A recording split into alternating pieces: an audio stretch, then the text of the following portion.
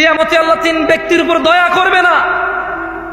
এর মধ্যে একজন হচ্ছে যার পায়ের নিচে, টাকনুর নিচে প্যান্ট পরে, যে জামা কাপড় পরে, যে জুলাইখা কি কোনোদিন অন্তরে কষ্ট পেয়েছে? আমার বাচ্চার সাথে তো আল্লাহ কথাই বলবে না।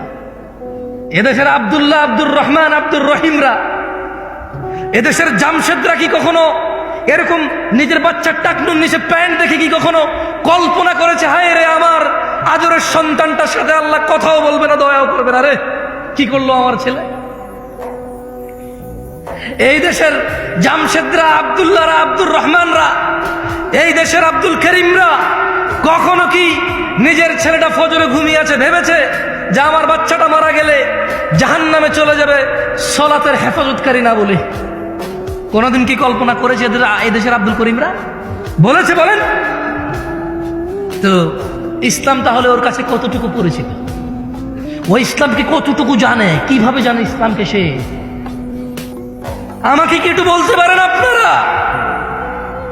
যে দেশের ভ্যান ড্রাইভার, রিক্সার ড্রাইভাররা সারা দিন কষ্ট করে 800 টাকার জন্য, অথচ ফজরের 2 রাকাত সুন্নত দুনিয়াতে যা আছে এর চাইতে বেশি, সে ফজরের 2 রাকাতে যায় না, 800 টাকার পিছে ঘুরে।